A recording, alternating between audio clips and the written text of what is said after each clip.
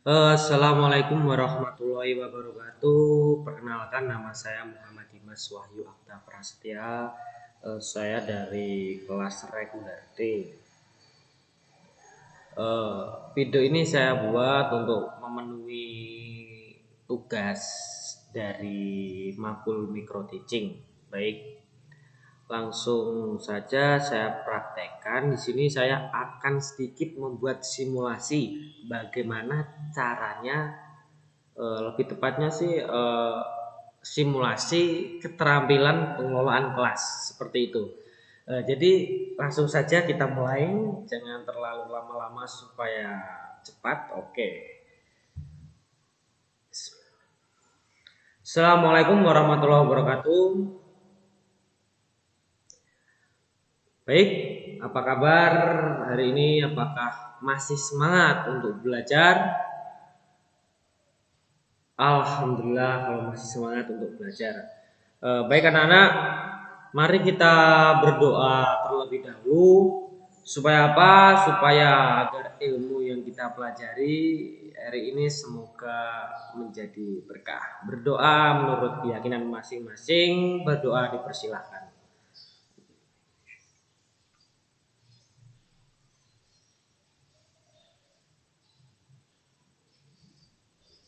Berdoa selesai. Hari ini siapa yang tidak berangkat? Lukman ya? Kenapa? Sakit. Oke. Hanya Lukman saja yang tidak berangkat. Oke. Jadi ada salah satu teman kita yang sakit. Mari kita mendoakan teman kita supaya nanti dia cepat sembuh, bisa mengikuti pelajaran seperti biasanya lagi.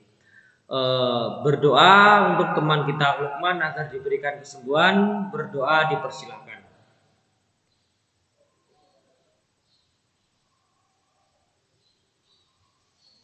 Berdoa selesai. Oke Mas, sudah beberapa kali saya ingatkan kepada kalian bahwasanya kalau memang ada guru mapel yang sudah masuk ke dalam kelas, untuk membersihkan kelasnya terlebih dahulu.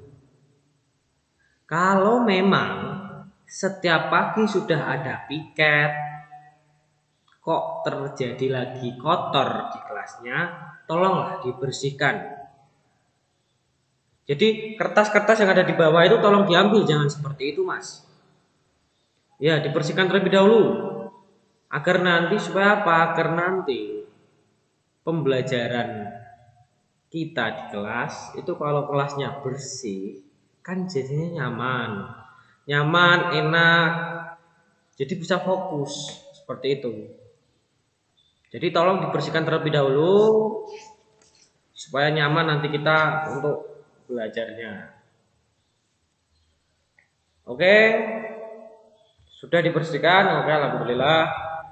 Jadi saya ingatkan lagi kepada kalian semuanya, kalau memang nanti ada guru mapel, siapapun itu gurunya, kalau ada guru mapel masuk, sudah pergantian jam, itu tolong dibersihkan kelasnya. Kalau ada masih kertas-kertas yang kiranya itu eh, ada di bawah, tolong diambil, dibersihkan, dibuang di tempat sampah, seperti itu.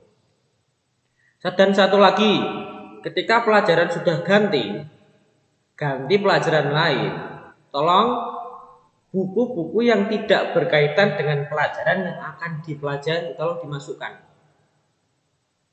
Dan tolong HP-nya juga dimasukkan. Jangan ada yang main HP. Fokus semuanya. Oke. Baik, terima kasih.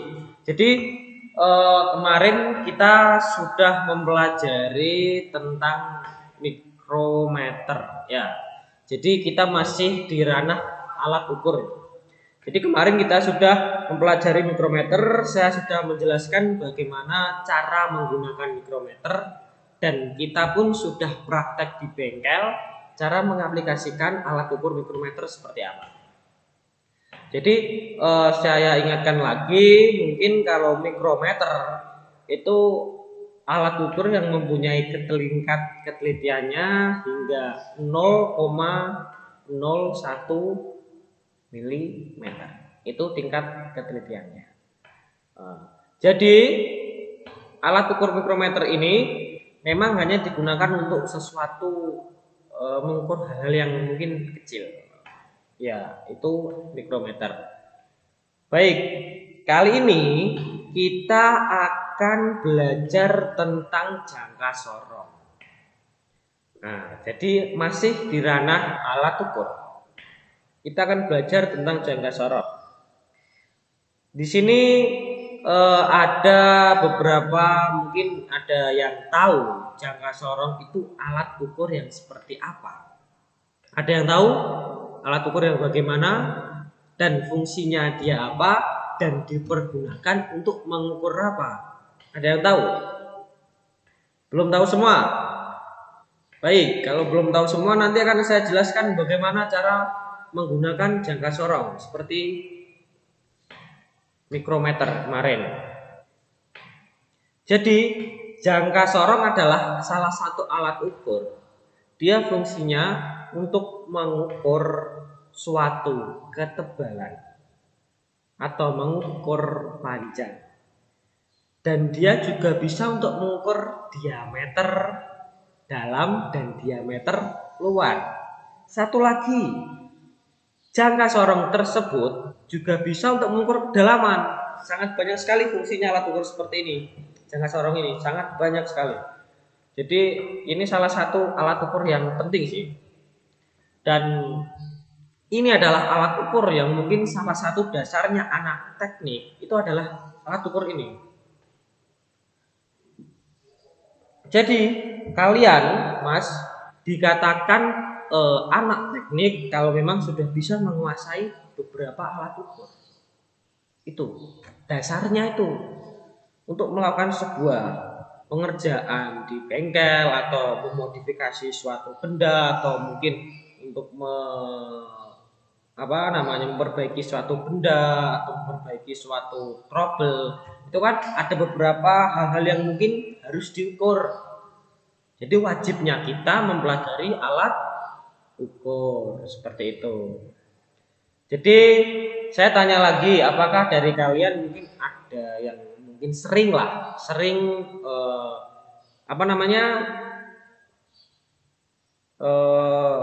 bermain di bengkel mungkin, atau sering sekali, atau mungkin ada yang sudah sering ke bengkel, atau mungkin bapaknya punya bengkel. Ada? Oh, tidak ada semua ya. Oke. Jadi alat ukur jangka sorong ini tadi saya sudah jelaskan untuk mengukur ketebalan, untuk mengukur panjang suatu benda, untuk mengukur diameter dalam dan diameter luar, juga untuk mengukur kedalaman. Ada beberapa komponen-komponen dari jangka sorong tersebut. Yang pertama, ada yang namanya skala utama. Ada lagi yang namanya skala nonius. Kemudian ada yang namanya rahang bawah, ada rahang atas. Kemudian ada yang namanya ekor. Nanti saya tunjukkan mana yang namanya komponen-komponen itu, saya tunjukkan dan sekalian saya praktekkan. Ini saya sedikit berikan penjelasan terlebih dahulu. Jadi ada yang namanya ekor, kemudian ada yang namanya tuas pengunci, ada yang namanya tuas penggerak. Oke, itu beberapa komponen jangka sorong yang perlu kalian ketahui. Halo, Mas, tolonglah. Kalau ada yang menjelaskan di depan, ada guru yang menjelaskan di depan, tolong diam. Jangan bicara seperti itu. Hargai orang yang di depan. Kalau Anda berbicara sendiri, terus Anda tidak mengerti yang apa saya jelaskan, mau jadi apa Anda? Tolong diperhatikan kalau ada orang yang berbicara di depan. Kalau ada guru yang menjelaskan, tolong diperhatikan, fokus. Tujuan kalian di sini adalah belajar. Nanti ada waktunya sendiri untuk kalian curhat sama teman di waktu istirahat. Dan tolong jangan suka main HP sendiri. Nanti ada waktunya sendiri kalian bermain HP ketika istirahat. Nanti ketika kalian pulang sekolah, sudah di rumah mau main HP terus nggak ada yang larang. Seperti itu. Tolong diperhatikan. Oke. Jadi tadi sudah saya jelaskan tentang jangka sorong, ya kan? Saya jelaskan tentang jangka sorong. Sekarang saya akan berikan tugas untuk kalian semuanya karena mengingat waktu pelajaran sudah hampir selesai. Saya berikan tugas. Jadi dari komponen-komponen yang saya sebutkan tadi, komponen jangka sorong, coba kalian cari tahu fungsinya masing-masing.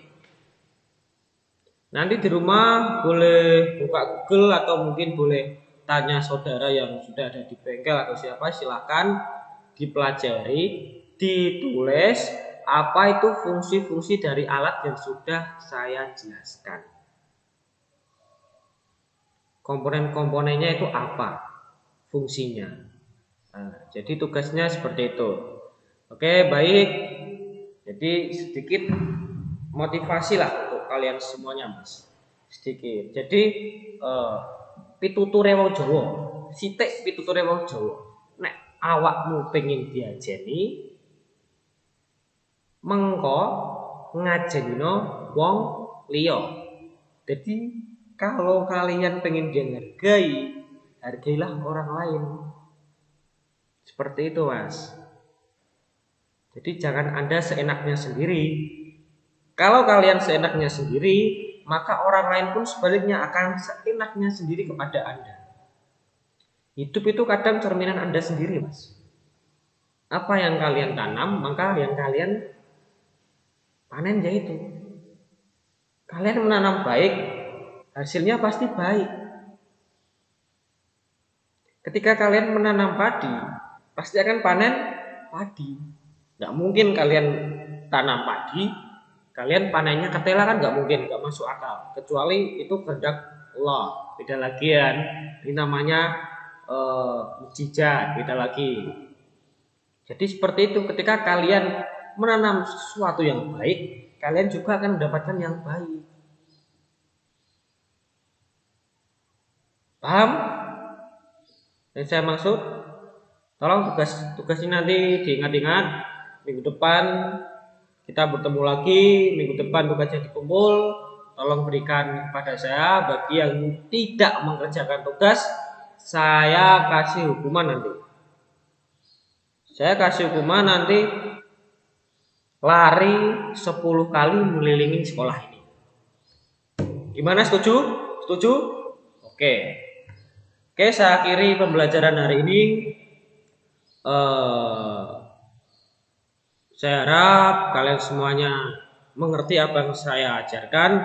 Semoga bermanfaat untuk kalian semuanya. Wassalamualaikum warahmatullahi wabarakatuh.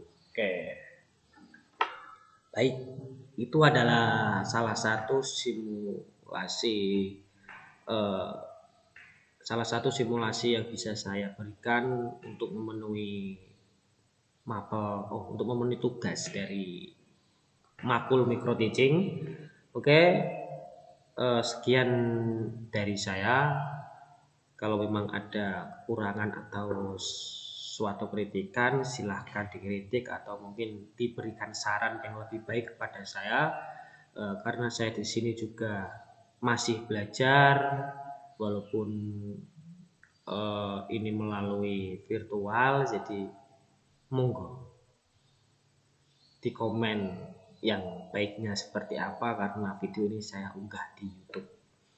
Oke, wassalamualaikum. Sekian dari saya. Wassalamualaikum warahmatullahi